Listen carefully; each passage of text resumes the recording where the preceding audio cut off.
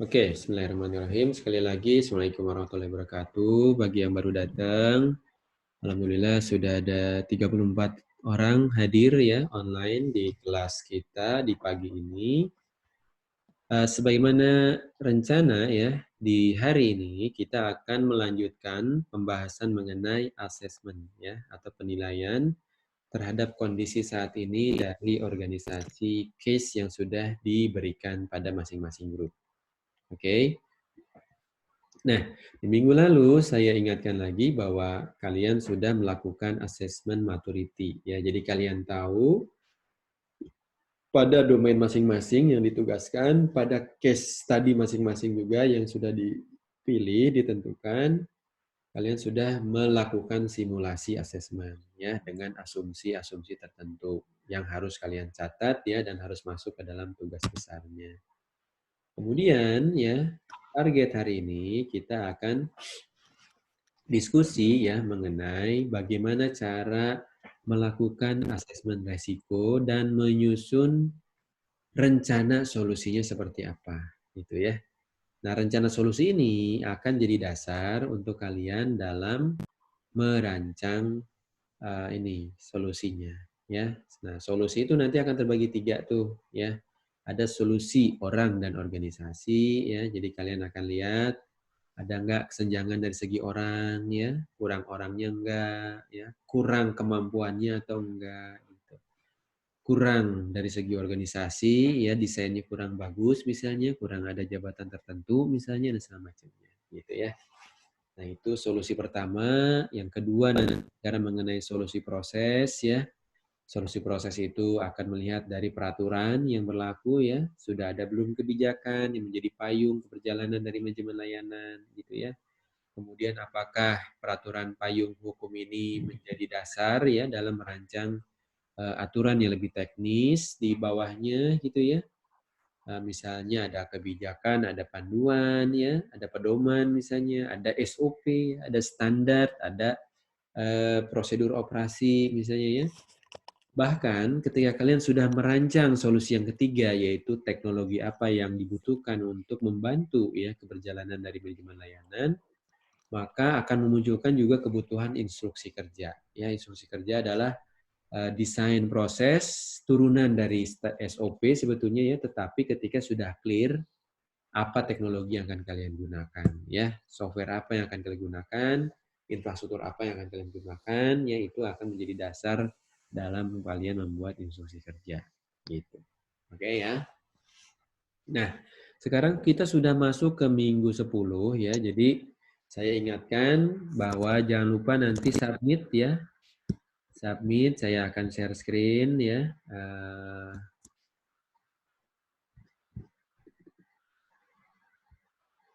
Nah, ini kelihatan screen saya? Kelihatan, Pak. Oke, kelihatan ya. Nah, ini screen yang ada di saya sekarang. Di mana saya akan nunjukin LMS ya. Saya akan nunjukin LMS-nya. Mana LMS?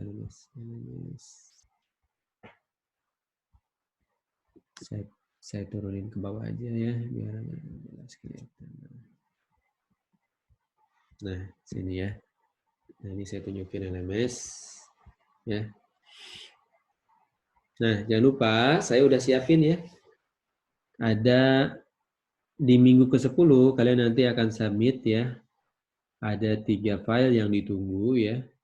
Boleh nambah ya file. Misalnya kalau kalian ada perbaikan juga hasil asesmen di minggu lalu misalnya ya. Jadi nanti limit file yang bisa diupload itu nanti akan saya tambah dari yang biasanya cuma 3 ya. Dimana kalian nanti bisa melakukan perbaikan kalau ternyata kalian baru nyadar bahwa ada yang kurang ya dari hasil submit di minggu sebelumnya. Karena kita kan memang belum final ya, sehingga wajar-wajar aja kalau kalian memperbaiki apa yang sudah pernah kalian submit sebelumnya. Seperti itu. Gitu ya. Tapi yang wajib untuk yang hari ini ya, sebagai follow up dari hari ini adalah seperti biasa ya, kalian harus buat resum ya. Resum ini menunjukkan kehadiran kalian. Jadi jangan sampai kalian online ya, kemudian dengar penjelasan saya, ikut diskusi, ya, kemudian paham, ternyata kalian tidak membuat resume, ya. Nah, ini percuma jadinya, ya, karena resume yang akan jadi pegangan apakah kalian hadir di event kita, di kelas kita hari ini atau tidak, gitu ya, seperti itu. Itu pertama ya. Nah, resume saya ingatkan tidak boleh sama ya, artinya nggak boleh copy paste dari teman kalian walaupun satu grup. Dibahas boleh sama-sama ya di dalam satu grup, tetapi hasilnya tetap harus satu orang satu ya, individual atau pribadi sifatnya.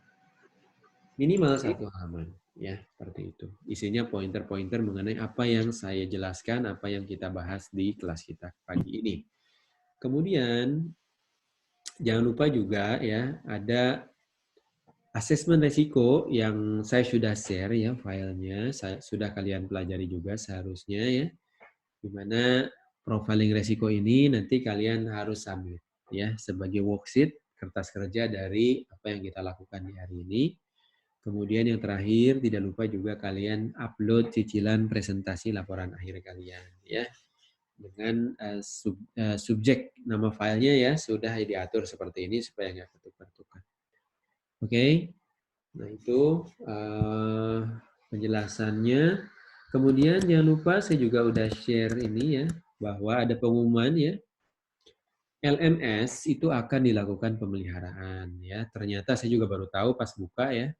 Tadi malam minggu ini jam 12 malam ya itu akan di maintenance. Jadi akan down, akan bisa diakses selama 1 hari full sampai hari Senin jam 00 ya.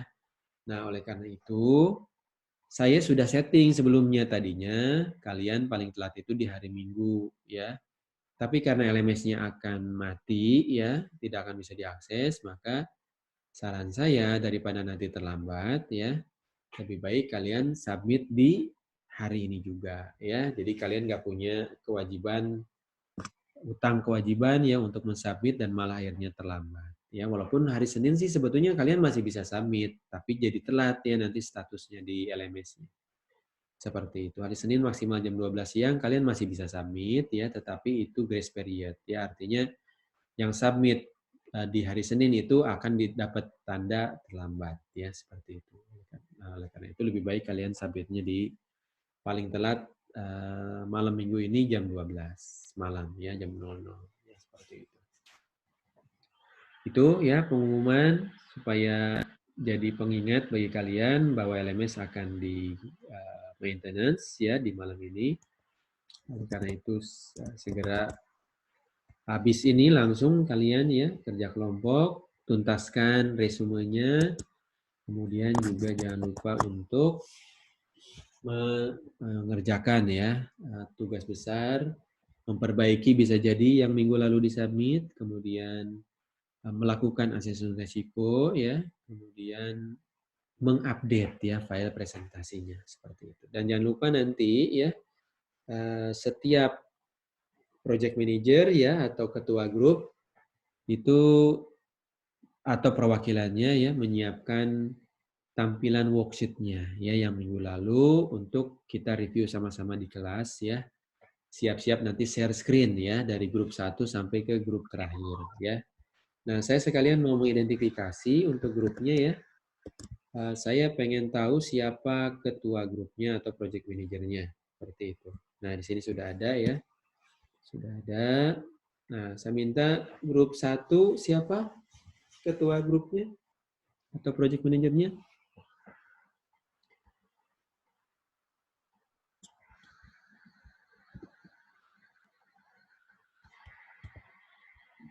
Halo. Rahmat Fauzi Pane, Pak. Ya, oke. Ya, Rahmat Fauzi, saya kasih tanda ya. Yang hijau ini berarti project manager.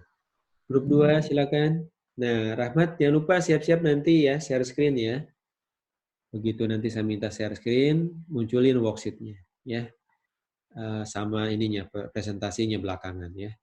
Sama file PPT-nya. Oke, siapa nih? Grup 2? Muhammad Aji, Pak. Aji, oke, saya tanda ya. Next, silakan. Deva, Pak. IGD Arya Deva Narayana. Oke, Deva ya. Siva. Grup 4, silakan.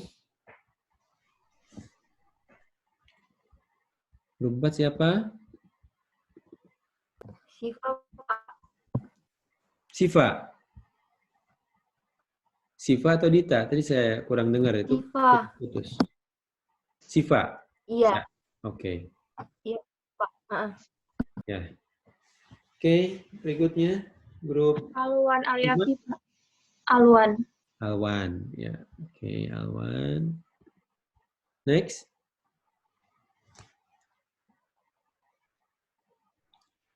Yuk, grup berikutnya, grup Yusef, Iqbal, Geraldi, Tasya, Sinta.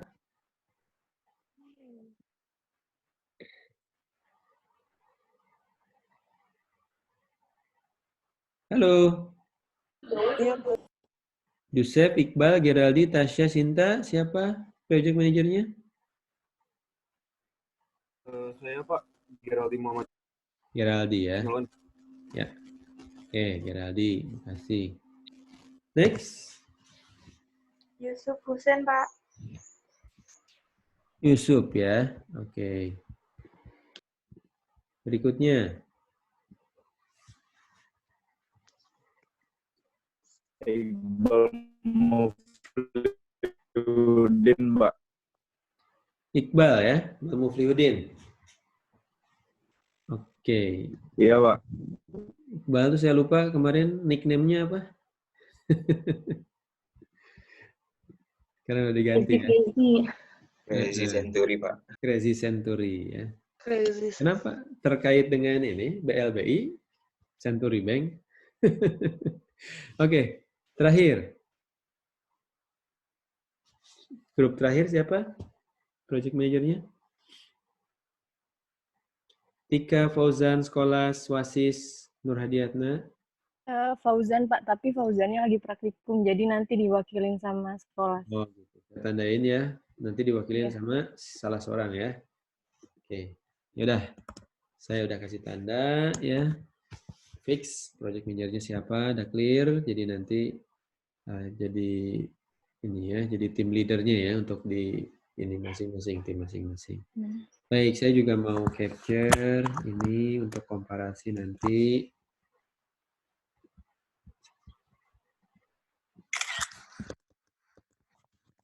Oke.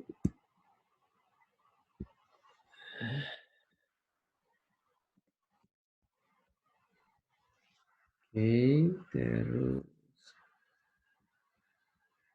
sudah cukup banyak saya capture.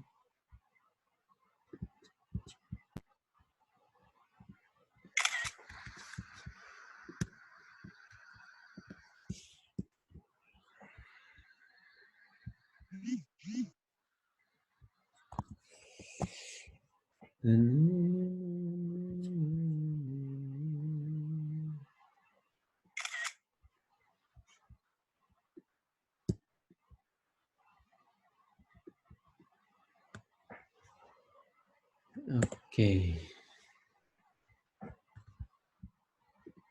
Oke, sip ya. Dah. Nah, bagi yang belum kelihatan di absen ya, silakan konfirmasi di Telegram langsung ya. Jangan di chatting Zoom, tapi di Telegram ya. Karena chatting Zoom akan kehapus kalau saya close meetingnya. Ya, seperti itu.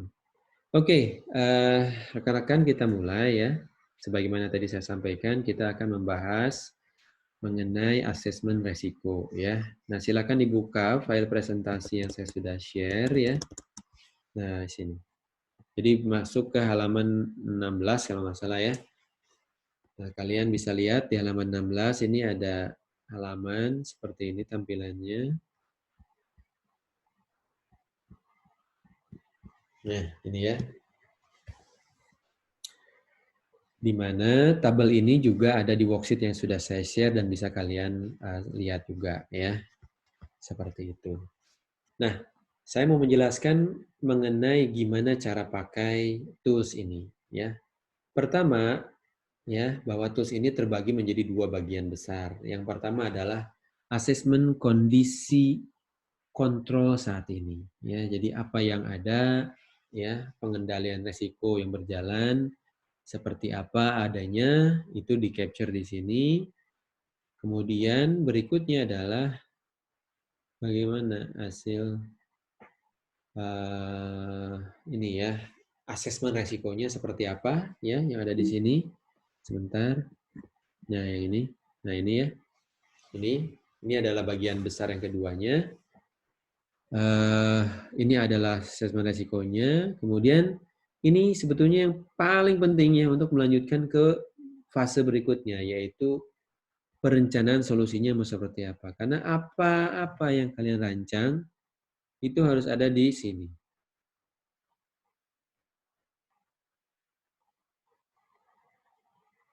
Oke. Nah, itu ya.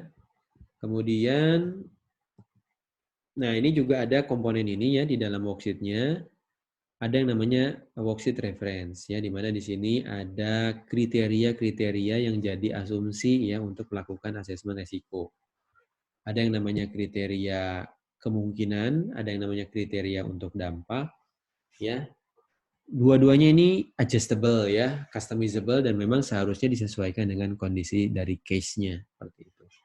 Kemudian ada risk matrix ya, merupakan pemetaan antara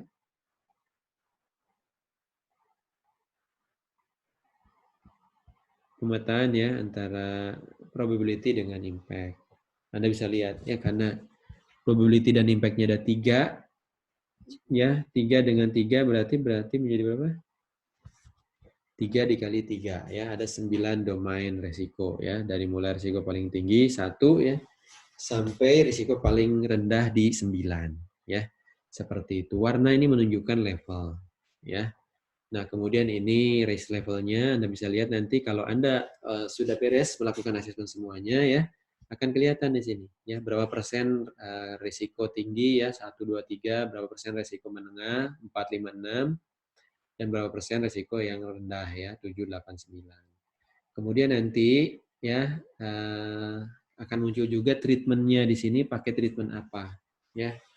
Kalian akan fokus kepada yang negatif ya, dan satu yang both ya, yang accept ya. Kenapa? Karena yang positif agak susah untuk dilakukan ya. Setidaknya kalian sekarang berlatih mengenai yang negatif dulu saja ya. Jadi ada 4 pilihan. Pertama adalah menghindar atau avoid. Yang kedua adalah transfer atau pindahkan. Kemudian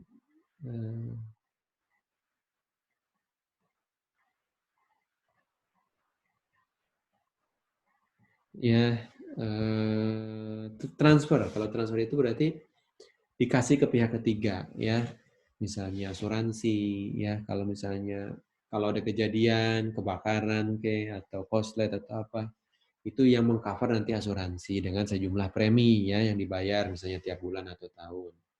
Kemudian bisa juga misalnya kalau kalian nggak punya kemampuan timnya, daripada kalian merekrut, lebih baik kalian meminta pihak ketiga, misalnya software developer ya, untuk membantu kalian mengembangkan software. Bisa jadi itu kayak gitu.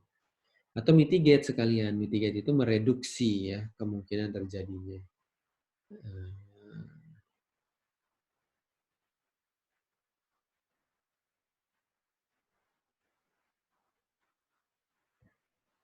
Ya, itu mitigate itu dikurangi ya resikonya ya dengan cara menambah kontrol. Contoh misalnya kalau ternyata hasil asesmennya menunjukkan ada kekurangan kontrol people, ya, kekurangan orang. Berarti nanti akan mengarah kepada mitigasinya berupa penambahan orang. Ya, kalau kemampuannya yang kurang, berarti nanti mitigasinya berupa pelatihan, misalnya workshop dan segala macamnya. Gitu ya. Kalau misalnya kontrol prosesnya yang kurang, ya, kebijakannya belum disahkan, berarti harus disahkan misalnya. Kemudian SOP-nya harus lengkap, berarti ini ya, ada proses penyusunan SOP sebagai treatmentnya, mitigasinya ya. Atau bisa jadi ya kalian accept ya, ini pilihan terakhir ya. Ya udah, kalau kalian nggak bisa avoid, nggak bisa transfer, nggak bisa mitigasi, di accept aja gitu ya. At least kalian tahu bahwa resikonya ada dan kalian tunda bisa jadi ya karena resikonya kecil misalnya, sehingga di accept gitu ya. seperti itu. Baik, balik lagi ke sini ya. Jadi nanti ini adalah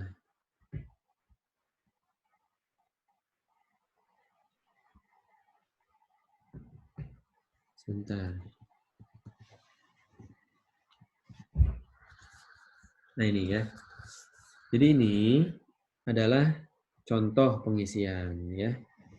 Kalau kalian nanti bicara hasil asesmen, maka ID temuan ini adalah T itu temuan ya, 1 itu urutan gitu. T1, T2, T3. Saya sarankan agar sesuai urutannya dengan gap yang ditemukan di hasil asesmen maturity minggu lalu ya. Kemudian proses referensi itu adalah kode ya, kode dari si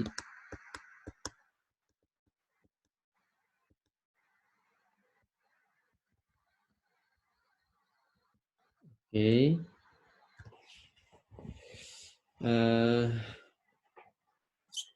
Nah, saya tuh mau menunjukin ini sebetulnya, kelewat terus. Nah, ini ya. Jadi nanti kodifikasinya ya, yang masuk ke dalam kode itu adalah ini, sub assessment-nya ya. 1, the practice of service management. Berarti kalau mau mereview ya, adanya gap yang muncul dari kejelasan mengenai definisi ataupun konsep ya manajemen layanan di satu organisasi. Misal seperti itu.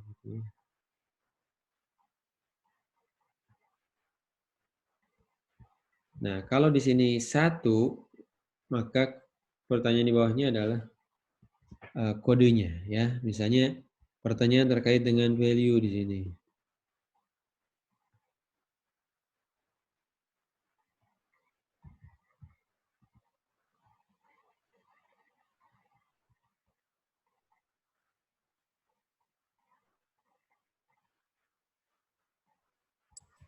Itu kodenya ya. Misalnya 2, value misalnya, oh ini aja nih. Ini ya. Ini kan masuknya sub assessment 3 ya. Kemudian kodenya 12 urutannya ya, nomor 12. Berarti di sini kalian masukin 3.12 ya. Kemudian dari segi deskripsi prosesnya itu apa? Ya kalian ini kan ya, service strategi kalian tulis, kemudian strip misalnya ya. Nah, nggak usah ditulis semua kalimatnya, cukup yang merepresentasikan aja. Misalnya 12 ya.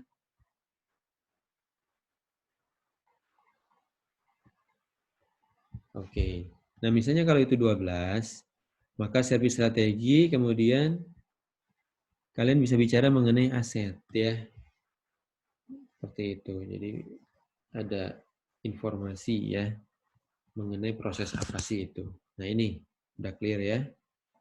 Nah, kemudian ini ya, ini adalah kondisi yang sebelah kanan yaitu adalah kondisi saat ininya seperti apa. Nah, yang kiri adalah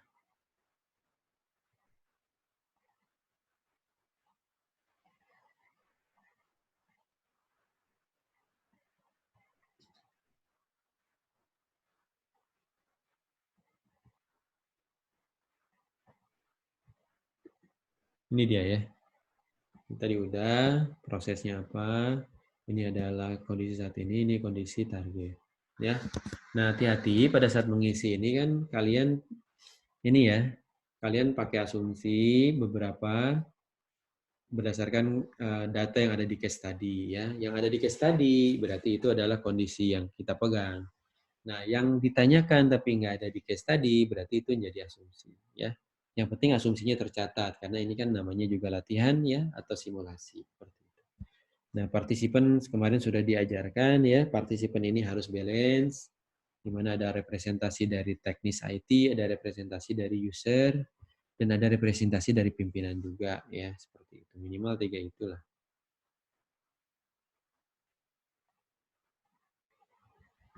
Oke. Nah, misal ya, sekarang kita lihat di sini. Dan kalian udah ngisi sebetulnya ya, ini contoh aja. Misalnya ini bicara mengenai kita tahu bahwa aset yang kita deploy itu memberikan manfaat ya. Nah, gimana caranya? Ya, kita ngasih angka 2, 3, 4, 5 ya. Hati-hati Ya, semakin tinggi angka yang kita berikan, semakin sulit kita memberikan rekomendasi, gitu. Ya, jadi saran saya, terlepas ya dari kalian punya case masing-masing, penilaian itu biasanya di bawah 2, di bawah 3 ya. Karena nanti akan mengarah kepada perbaikannya 3. Tapi nggak berarti bahwa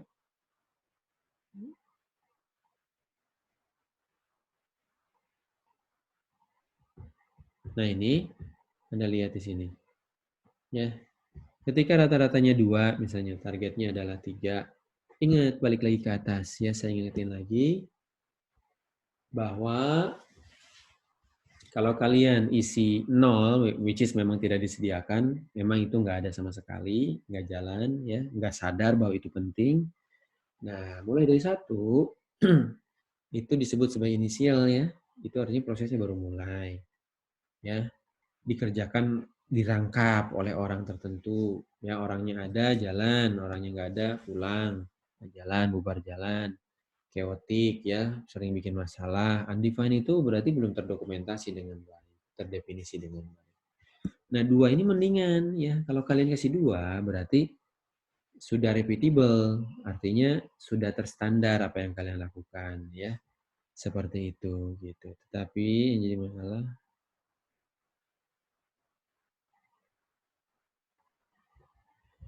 kalau ini ya repeatable itu udah bagus, standar jalan ya kesehariannya, tapi sayangnya dia definisinya kurang ya, dokumentasinya kurang. Jadi belum ada SOP-nya, tapi dia udah ngerjain gitu ya, operasionalnya udah jalan. Belum ada instruksi kerjanya, belum ada kebijakannya, payung hukumnya gitu ya. Nah, hal seperti itulah ya yang membedakan antara 2 dengan 3. Jadi 3 itu titik tekannya lebih banyak ke sisi dokumentasi. Ya, ada nggak alat ininya apa dokumentasinya? Ya, bahwa memang itu dilakukan seperti itu. Gitu. Kemudian yang keempat adalah manage. Ya, manage adalah kata kuncinya kinerja. Ya, jadi ada target kinerja yang dibebankan. Oke, ya kemudian kalau Anda lihat di sini yang keempat ya bedanya dengan 3, 4 itu berarti 3 sudah lewat ya, artinya dia sudah bagus, terdefinisi, terdokumentasi dengan baik ya. Nah 4 ini bicara kinerja sebetulnya ya, termanage atau tidak, seperti itu. Gitu. Nah kinerja ini tentu ada hubungan dengan ini ya, kayak KPI, misalnya indikator kinerja, SLA, misalnya ya, Service Level Agreement, segala macamnya, yang nanti akan jadi dasar ya untuk melakukan pengukuran ya. Nah 4 ini harus sampai ke pengukurannya ya. Kalau belum sampai ke pengukuran itu masih 3 sebetulnya karena baru merancang ya. Nah, kalau sudah sampai ke mengimplementasikan ya maka itu dia dianggap sebagai major.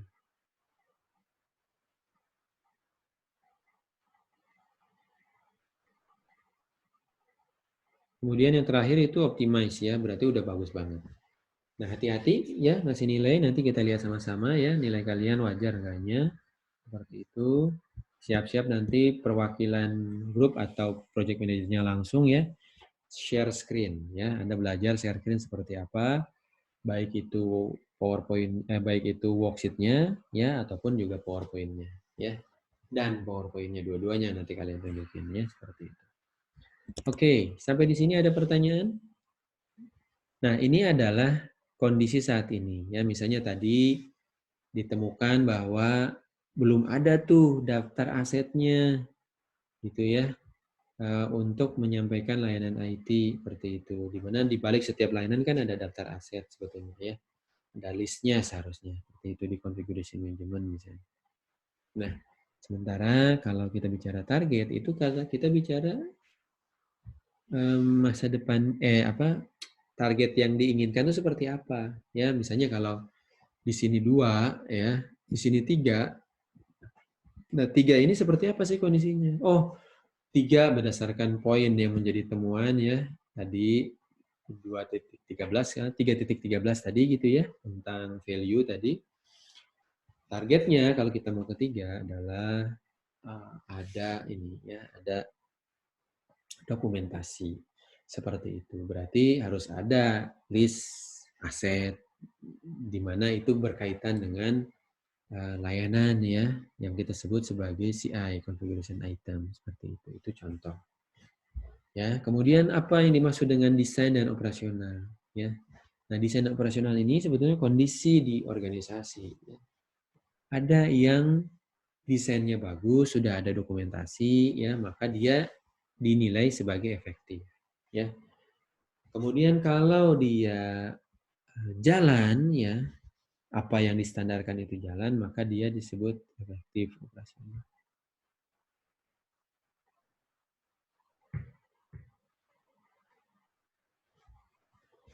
Oke. Nah, karena ada desain dan ada operasional ya, berarti kalau kita bicara misalnya ya, level 2 maturity-nya. 2 itu kan artinya dia udah jalan standar, artinya operasional udah bagus. Efektif berarti di sini ya. Kalau di sininya 2 ya, berarti. Nah, sementara desain itu ditunjukkan dengan adanya dokumentasi yang benar-benar berjalan ya. Formulirnya diisi, template-nya dipakai ya, ngirim laporan juga ya. Dan segala macamnya, maka dia efektivitas desainnya ada ya, jalan efektif. Tapi once itu ternyata dia tidak ada juga peraturan ya seperti itu, maka dia disebut sebagai inefektif. Artinya gini, kalau dia 3, berarti dia desain sama operasional udah jalan. Gitu, ya. Apalagi 4, apalagi 5, udah pasti dua-duanya efektif. Ya. Nah, yang agak timpang itu ketika repeatable ya, level 2. Level 2 itu operasionalnya jalan, tapi desainnya belum ada. Gitu ya.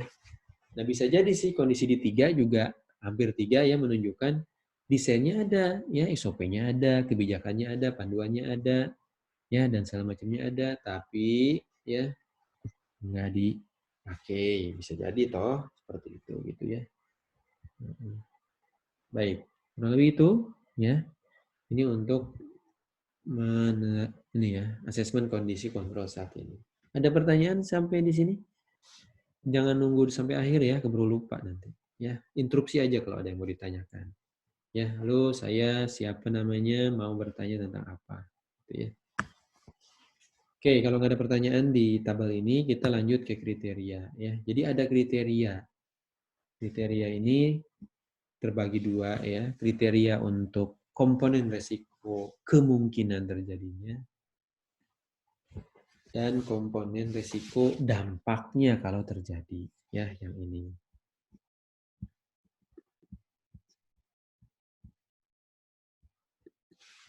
Waduh, ini.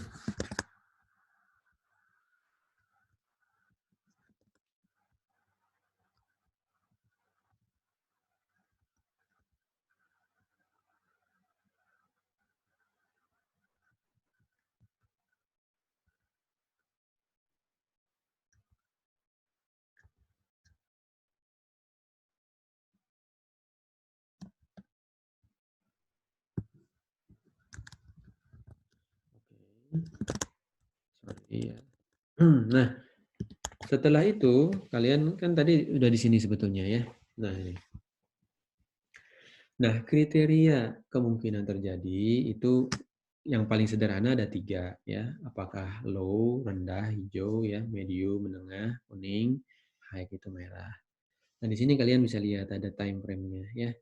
Kalau misalnya satu kejadian negatif, karena kalian fokus ke risiko negatif ya, satu kejadian negatif kemungkinan akan terjadi lebih dari 3 tahun ke depan ya, maka kalian bisa golongkan itu sebagai low misalnya ya. Nah, 3 tahunnya, 4 tahunnya, 5 tahunnya itu tergantung kesepakatan di korporatnya ya, di perusahaannya masing-masing. Kemudian kalau medium, kalau misalnya di antara 1 sampai 3 tahun bisa terjadi gitu ya, atau pernah terjadi gitu ya. Kemudian kalau misalnya sering ya, minimal 1 tahun aja udah kejadian gitu ya. Seperti itu, atau bisa jadi lebih banyak lagi dalam 1 tahun gitu ya. Nah, itu kemungkinan terjadinya resiko. Sementara kalau impact itu bicaranya dampak ya. Salah satunya misalnya kalau kita kejar sebagai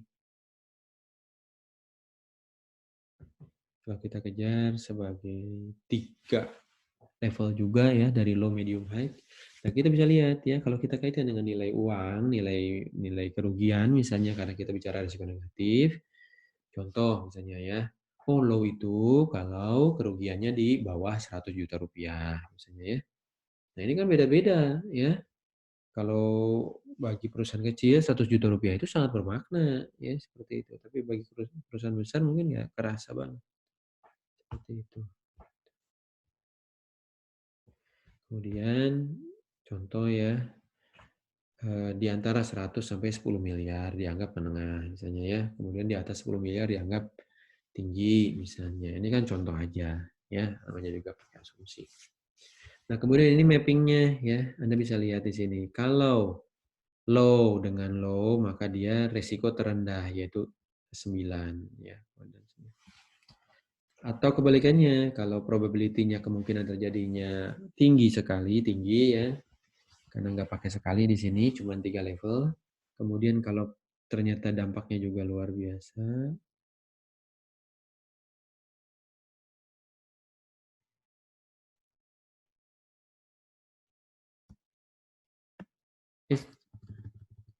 Nah ini ya. Kalian bisa lihat ya, antara kemungkinan dengan dampak, kalau sama-sama tinggi, maka dia di kodaan 1. Nah ini kenapa merah? Karena risiko tinggi. Ya ini kuning berarti menengah, ya hijau berarti low. Tapi ini urutan sebetulnya ya, seperti itu. Di sini nanti kalian perlu menentukan risk appetite untuk organisasi yang ada di case itu di titik mana, ya. Karena kalau dia risk appetite-nya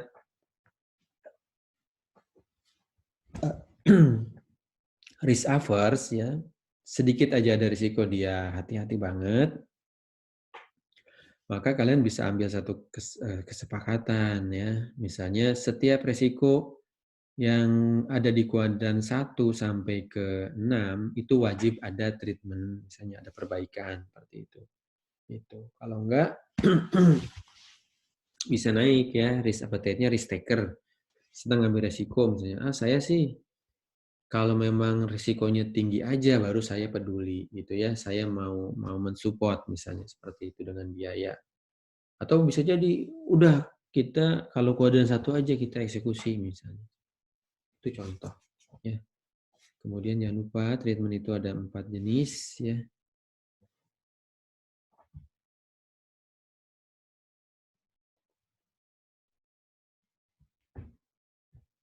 Oke, sampai di sini ada pertanyaan? Silakan. Nah, treatment ya atau rencana penanganan resikonya atau rencana solusi ke depan yang notabene kalian harus identifikasi dan kemudian jadi dasar untuk merancang di 3 minggu ke depan ya. Adalah yang pertama adalah negatif, ada risiko kalian fokus ke yang 4 aja ya. Untuk yang negatif berlaku bisa menghindar dari risiko tersebut, bisa mentransfer resikonya kepada pihak ketiga, atau bisa mitigate ya, kita beli ya sesuai dengan kebutuhan kita misalnya.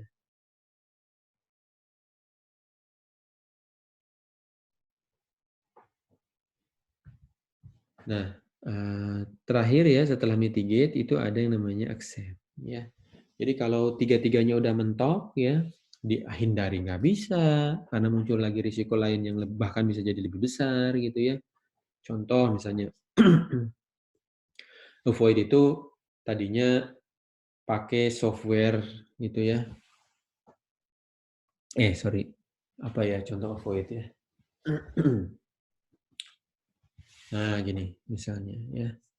Tadinya kalian pakai aplikasi misalnya ya, aplikasi ERP ataupun ini buatan open source misalnya ya. Seperti itu. Terus ketika ada pain point ya, kondisi terjadi, ternyata keputusannya adalah beralih ya ke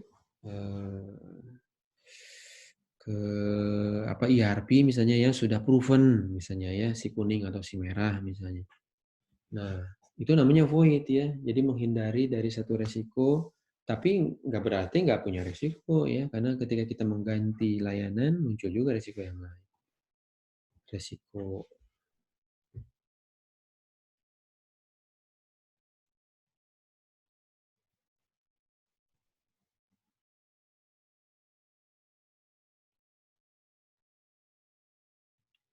Nah, kemudian transfer tadi udah ya. Contohnya mitigate juga tadi udah. Terakhir ini ya. Jadi nanti ketika sudah teridentifikasi temuan pertama misalnya ya, kasih identitas resiko pertama berarti kan bagian dari temuan pertama ya. Nah, dari kondisi tersebut ya, itu apa resikonya yang mungkin terjadi? Resiko itu dampak ya. Jadi jangan bicara sesuatu yang dangkal gitu ya. Contoh misalnya tadi kita menemukan ya di hasil assessment kita bahwa nggak ada list aset misalnya ya yang menunjukkan atau yang mendukung adanya layanan tertentu yang didukung oleh aset tersebut. Nah, kalian harus berpikir kalau daftar itu nggak ada, apa yang mungkin terjadi yang jelek bagi organisasi, gitu ya. Misalnya nggak ada daftar aset ya. Kalau misalnya ternyata asetnya nanti hilang gitu ya, lah kan ketahuan. Kenapa? Karena nggak ada catatan misalnya. Itu contoh ya. Nah itu risiko tuh. Berarti nanti kalian bahasakan seperti ini. Ada risiko apa ya? Tadi terkait dengan daftar aset ya. Ada risiko ketika daftar aset nggak ada. Kemungkinan kalau misalnya men-troubleshooting ya, apakah ada yang rusak atau ada yang hilang, itu akan kesulitan. Nah, itu merupakan risiko. Ya. Nah, kemudian risikonya diukur nanti. Ya. Seberapa besar mungkin terjadi. Tadi kriterianya dilihat lagi. Kriteria boleh diubah ya, menyesuaikan dengan organisasi. Kalau kecil ya jangan.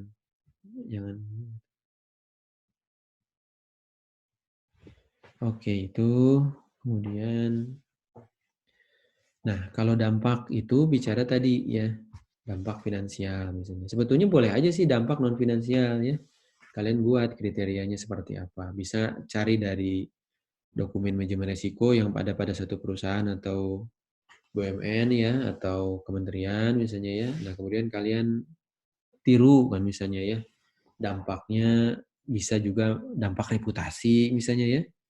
Reputasi jadi jelek misalnya ya kalau misalnya terjadi resiko hacking ya seperti itu kerusakan data segala macam. Nah kemudian kuadran risikonya akan ditentukan dari ini dengan ini kan.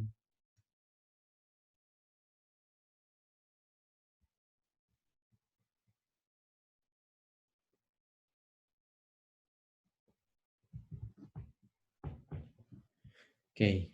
Nah di sini ya kalian bisa lihat tingkat risiko kan menyesuaikan dengan matriksnya. Tipe adalah solusinya ya. Tapi di sini ingat ya, kalian hanya perlu mengisi tipe dan deskripsi kalau ya resiko yang kalian identifikasi itu di bawah di atas dari ambang.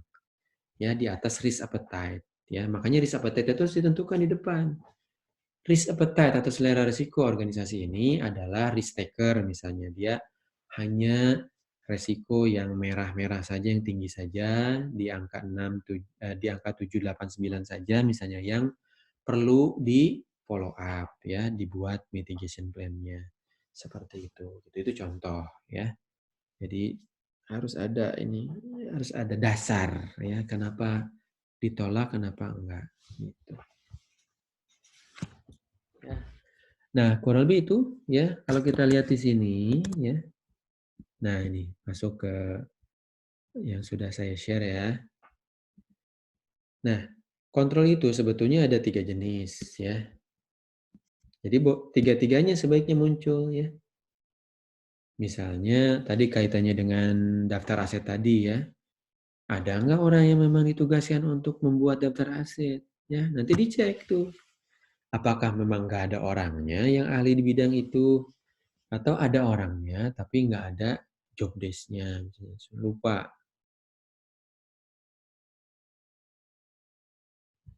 Oke.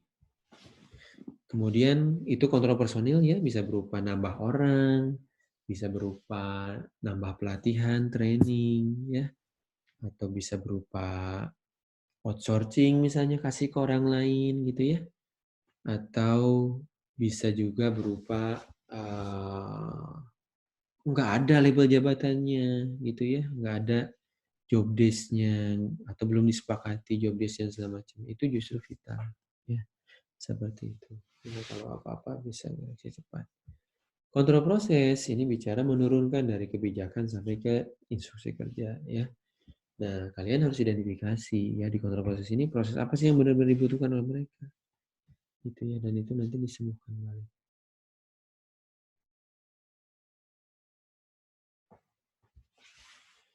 Terakhir ya adalah kontrol teknologi.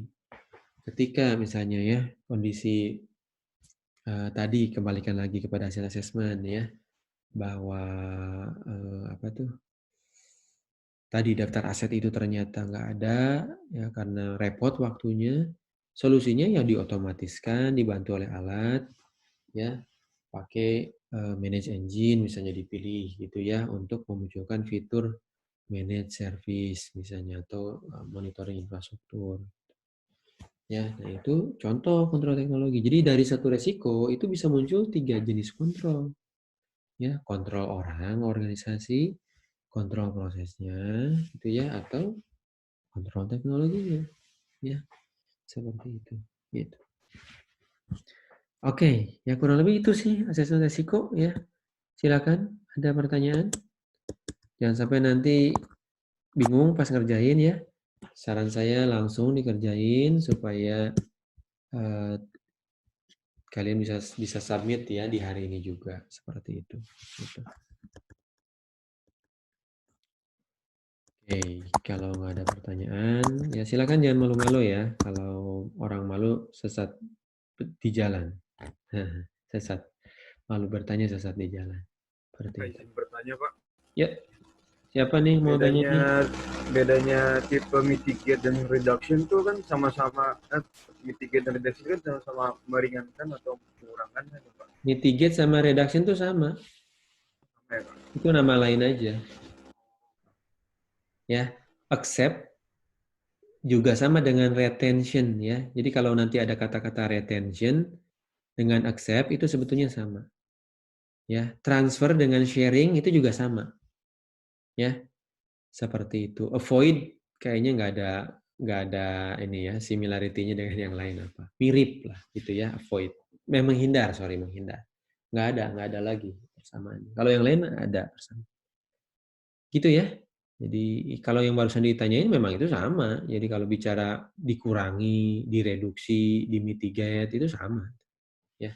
Intinya nambahin kontrol. Beli kontrol misalnya ya, nambah orang beli kan gitu ya. Nambah alat beli ya. Bikin SOP emang nggak pakai tenaga gitu bikin SOP gitu ya. Sewa konsultan beli juga. Gitu ya. Oke, ada lagi silakan.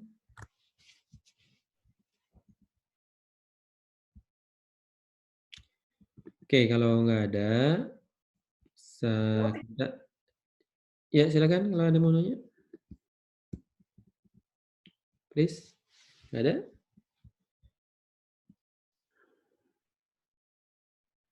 Oke, nah saya tuh mau minta kalian nunjukin ini.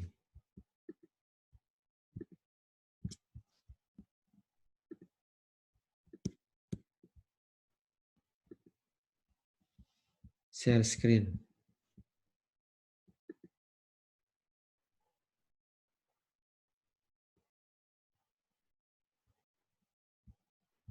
Oke, silakan grup 1 bisa share screen hasil kerjaannya minggu lalu untuk kita review sama-sama.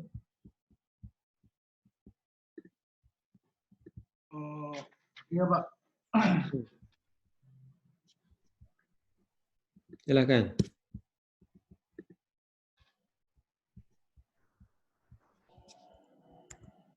Saya stop share dulu ya sebentar. Nah, oke. Silakan. Bentar, Pak. Udah kelihatan Pak ya? Nih, kelihatan ya. Jadi partisipan kita ini Pak. Kenapa tuh tumpuk-tumpuk? Oh ya ada. Menteri Kesehatan. Oh, ini kementerian ceritanya ya. Iya Pak, jadi kita ngambil organisasinya Kemenkes Pak. Case-nya sesuai nggak case-nya? Sesuai, jadi yang dari case-nya itu ada manajer TI-nya gitu. Ya. Terus Saran saya gini juga ya, jadi proporsional ya, yang ada di wawancara itu proporsional. ya, Harus ada orang teknis, harus ada pimpinan gitu ya. iya Pak. Nah, kemudian ada orang IT, berarti orang teknis, dan juga ada user teknis juga gitu ya di unit kerjanya gitu ya. Jadi semua ada perwakilannya seperti itu. Gitu. Oke. Terus coba munculkan, coba ke kanan, rata-ratanya seperti apa? Ke kanan, ke kanan. Nah, geser ya. Sip. Nah, ini ya. Jadi ini udah bagus ya dalam memetakan, mengasumsikan gitu ya. Ya, Pak. Kalau kita berada di angka tataran 2 koma gitu ya. Nah, biasanya kan targetnya menuju 3 gitu ya. 3 itu udah cukup bagus sebetulnya ya. Tinggal perbaikan 3 ke 4 itu kan lebih ke sisi kinerja saja. Seperti itu. Sementara kalau bicara apa yang perlu dirancang itu banyaknya nanti dari 2 ke 3 gitu ya. Makanya nanti ketika ada angka seperti ini, berarti kan ada target nanti ya, akan ada teridentifikasi apa yang perlu diperbaiki ya. Nah, apa yang perlu diperbaiki inilah yang nanti akan kita solusikan ya, masuk ke dalam treatment plan-nya. Gitu. Perencanaan solusinya yang nanti akan kita rancang beneran di minggu depan. Gitu. Ya, apa sih yang kurang? Misalnya strukturnya harus dirombak, struktur organisasi IT-nya misalnya ya. Oh, harus nambah orang, misalnya rekrut orang dengan kapasitas seperti apa. Kemudian, oh harus bikin SOP, oh harus bikin job deskripsi, misalnya deskripsi kerja gitu ya. Oh harus bikin katalog layanan misalnya, SLA misalnya ya, seperti itu. Nah, hal-hal seperti itu kurang lebih ya, berdasarkan temuan-temuan yang ada gitu. Oke, terus ke bawah. Ke bawah, paling bawah coba lihat. Ya, 1, 2 ya. Ada yang 0 juga. Oh, belum sempat. Not applicable ya. Iya, ada yang belum Pak. Ya. Oke. Oh, ini ada yang belum ya, teknologi. Nah, ini teknologi harus dilihat ya. Memang harus pakai asumsi kalau kalian nggak tahu ya di sana pakai apa gitu ya. Karena hasil dari teknologi ini kan akan mendrive munculnya rekomendasi teknologi kan. Perlu tools apa gitu ya. Oh, nggak ada ini, orang nggak ada nggak ada proses configuration management, nggak ada CI, nggak ada pencatatan aset. Oh, kalau nggak pakai tools susah itu nyatat aset itu karena banyak banget aset IT-nya. Nah, mau nggak mau harus pakai tools manajemen layanan misalnya ya, pakai Manage Engine, BMC, Remedy misalnya segala macam. Itu contoh aja, gitu ya. Nah, itu yang nanti perlu diidentifikasi ya. Oke. Oke, bagus. Grup 1 lanjutin ya, nanti asesmen resikonya. Grup 2 silakan. Pak, mau nanya dulu Pak. Ini berarti memang harus diselesaikan semua Pak berarti ya? Diisi semua berarti Pak ya, jangan not applicable gini Pak ya? Iya, baiknya keisi semuanya. Jadi ini kan kita bisa diasumsikan toh, gitu ya, bisa diasumsikan. Jadi kalian bisa mencatat asumsinya, kemudian itu jadi dasar kan gitu ya untuk merekomendasikan perlu apa mereka gitu. Kalau misalnya dilewat nanti sayang ya, karena ini kan kita bicara lagi simulasi nih, gitu ya. Supaya nanti akan ada yang bisa dimunculin di tugas besar gitu ya.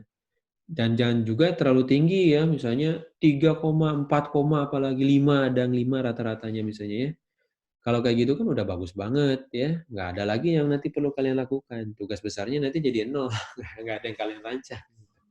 Karena dianggap udah bagus. Padahal nggak mungkin jadi case study ya, kalau udah bagus sebetulnya. Case study itu pasti ada kelemahan yang perlu diperbaiki kan. Seperti itu. Walaupun tergantung ya, ada case study universitas biasanya cenderung banyak yang perlu diperbaiki. Kalau case study bank misalnya ya dengan cabang yang banyak, ya bisa jadi dia maturity-nya lebih tinggi. Ya secara logika wajar gitu. Karena perbankan itu dia lebih mature itu dibanding universitas. Seperti itu. Oke, ada lagi pertanyaannya? Pak, maaf saya boleh nanya. Tadi kurang jelas soalnya suaranya. Oh, Ya, silakan. Tadi yang bagian partisipan itu Pak, itu harusnya kombinasi dari mana Pak? Oh, itu harus proporsional ya antara orang teknis dengan manajemen, ya, pimpinan.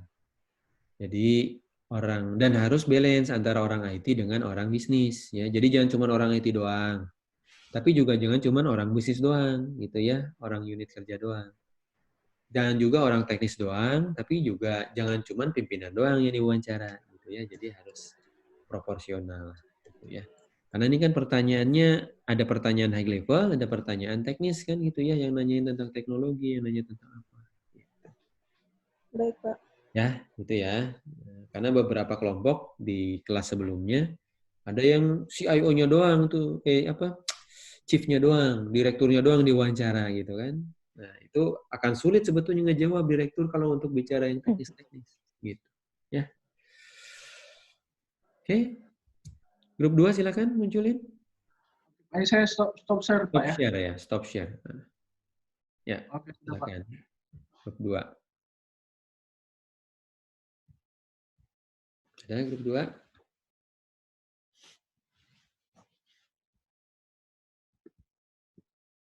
Grup 2 mana? Grup 2.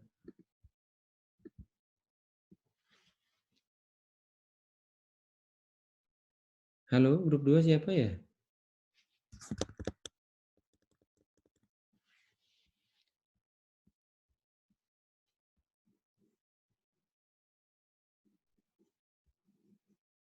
Aji. Mana Aji? Atau Afisena, Aulia, Raffi, Refza?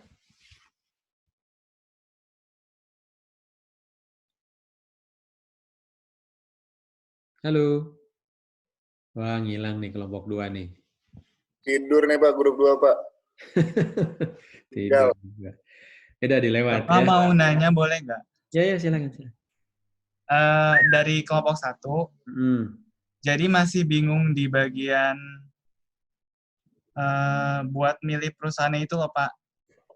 Milih Di sini, perusahaan? ya. Milih perusahaan? Di Case-nya udah dibagi? bentar. Gimana sih ini caranya? Di share screen. Share screen. Ada di situ di Zoom-nya.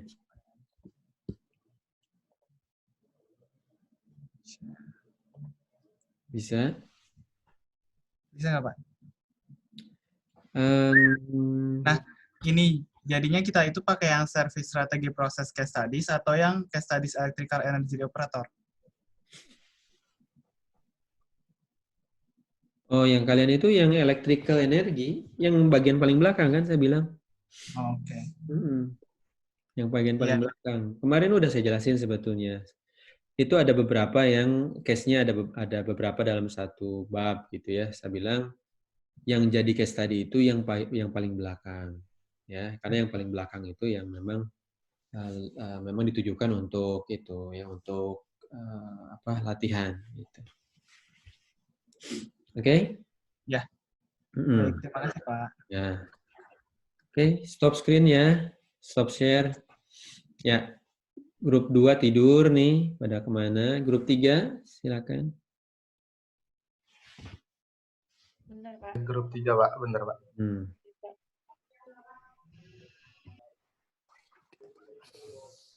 Ini sudah Pak, udah. Ya, kita lihat kuesioner hasilnya.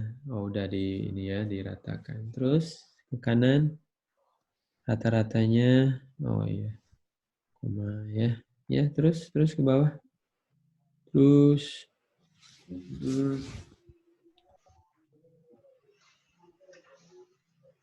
ya udah ini cukup normal, cukup bagus untuk nanti bisa di follow up ke merancang ya. Jadi challenge-nya nanti ya, ini kan ketika dia di antara 2 ke 3 ya, dari 1 ke 3 juga bisa nggak masalah ya. 3 ke 4 juga nggak masalah sebetulnya ya, karena tetap ada yang perlu diperbaiki di 3 ke 4 itu ya, yaitu tentang kinerja ya. KPI-nya ada nggak, diukur nggak, dan segala macam seperti itu.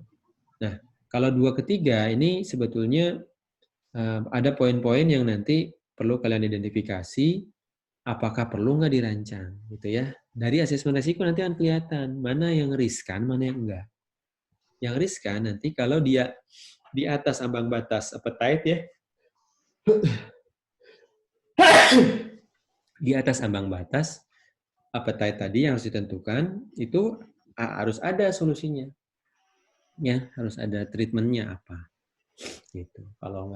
Kalau misalnya dia di bawah masih bisa ditoleransi, di accept. Kalau di accept berarti nggak perlu ada solusi ya, karena nggak resikonya bisa diterima, gitu ya. Jadi paling hati-hatinya di situ ya. Di situ kalian juga masih bisa tuning tuh. Ya, kalau ternyata resikonya rendah, nggak perlu kalian buat ya ada risk treatment. Karena udah diterima resikonya. Yang perlu kalian buat treatment itu, solusi itu, kalau resikonya cukup tinggi dan di atas ambang penerimaan kita. Itu ya, konfirmasi aja. Oke, silakan grup berikutnya, grup 4. Pak, saya stop share ya, Pak. Ya, stop share.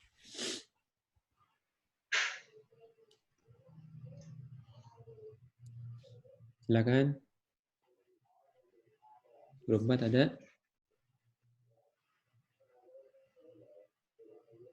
Ada, Pak.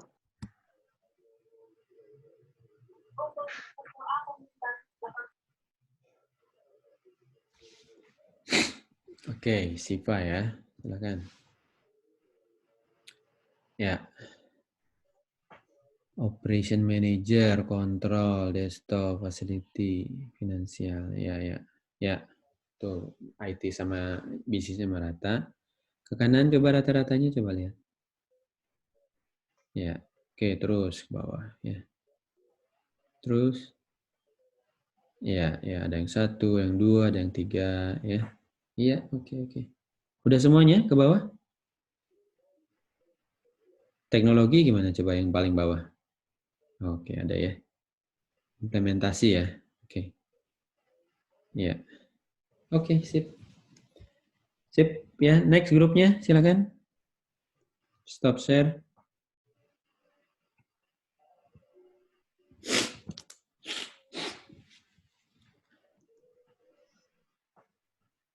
Stop share ya. Stop share di atas tombol. Oke. Next, grup 5 ya. Yuk, grup 5, grup 6. Langsung siap-siap ya, supaya nggak lama nih. Kita harus lanjut ke ini tugas grupnya. Ke kerja kelompok masing-masing grup ya, supaya kalian masih punya waktu. Kebanyakan teori nanti nggak sempat ngerjain. Ayo, grup 6. Grup 5, grup 6 sana. Grup 5, Pak. Ya.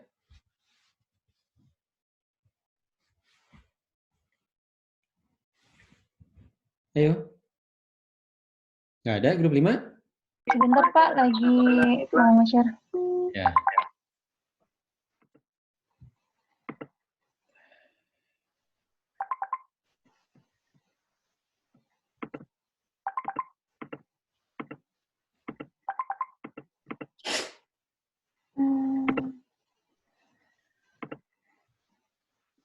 Udah masuk belum Pak? Ya, udah ada. Coba lihat ininya, peran-perannya di atas. Ya, oke. Manager, owner, analis, IT. User mana? User? Ada ya? Ada Pak. Nah, ya, oke. Usernya agak dibanyakin ya. Itu kayaknya proses owner tuh maksudnya siapa? CSI manager, itu dari IT itu kebanyakan. Ya, nanti dicek lagi ya. Itu usernya jangan terlalu sedikit. Supaya terlihat fair ya dalam menilai IT. Oke, itu angka-angkanya juga 2, ya. Ada terus ada yang 1 ya. 3 juga nggak apa-apa sih ya. Kalau ada yang 3, berarti perbaikannya nanti di kinerja ya. Berarti. Oke, sip ya. Oke, saya pikir cukup dulu ya. Grup yang lainnya saya percaya sudah ya, karena waktunya saya harus masuk ke kelas yang lain nih. Seperti itu. Kita tutup dulu ya. Kita tutup dulu. Terima kasih atas kehadiran masing-masing ya. Dan semoga apa yang dijelaskan itu cukup dipahamin. Kalau ada yang masih belum jelas ya, kalian bisa putar lagi videonya, ini nanti akan saya share insya Allah ya di YouTube seperti itu. Kemudian boleh bertanya juga tentunya ya, boleh japri, boleh di forum ya. Di forum sih lebih bagus supaya yang lain juga dapat solusinya juga ya seperti itu. Pak, minta maaf Pak. Sebelum minta maaf Pak. Ini izin mau memperjelas nih Pak untuk deadline pengerjaan tugasnya bisa dijelasin lagi nggak Pak? Iya kan tadi udah ini ya bahwa sebetulnya hari Minggu, cuman LMS-nya kan mati besok. Tadi kan ada maintenance. Jadi saran saya Sabtu ini diberesin sebelum jam 12 malam karena katanya kata Siswo jam 12 bakal di maintenance. Berarti secara tidak langsung kami tuh harus menyelesaikan sebelum jam 12 malam ini Pak ya? Iya, masih bisa sebetulnya di hari Senin ya, cuman di sistem nanti akan tercatat sebagai terlambat. Ada grace period sampai masa tenggang sampai hari Senin jam 12 siang sebetulnya. Ya, tapi nanti di sistem akan terlihat kalian ditandainya terlambat, padahal misalnya kalian ngeberesinnya hari Minggu. Misalnya. Oh, maaf Pak, kalau misalnya ada tesnya yang belum kelar gimana Pak? Tetap upload aja atau gimana? Kalau misalnya apa? Kalau misalnya belum kelar di hari ini. Iya, ya itu diupload nggak apa-apa, nanti disusulin lagi nggak apa-apa kan masih bisa dari Senin. Kalau ada yang belum gitu ya. Pak Punten, kalau sepertinya tercatat terlambat gitu, ntar masih kebaca nggak di bapaknya? Kebaca. Oh. Kalau terlambat itu sebetulnya kan statusnya aja terlambat di hari Senin gitu ya, tapi filenya sih nyampe ke saya. Ya. Oke, ada lagi? Cukup clear? Oke. Yaudah, kalau nggak ada pertanyaan, kita tutup dulu ya. Terima kasih banyak kehadirannya. Wabillahi taufiq wal hidayah. Assalamualaikum warahmatullahi wabarakatuh. Ya, sampai jumpa lagi. Selamat bertugas. Waalaikumsalam.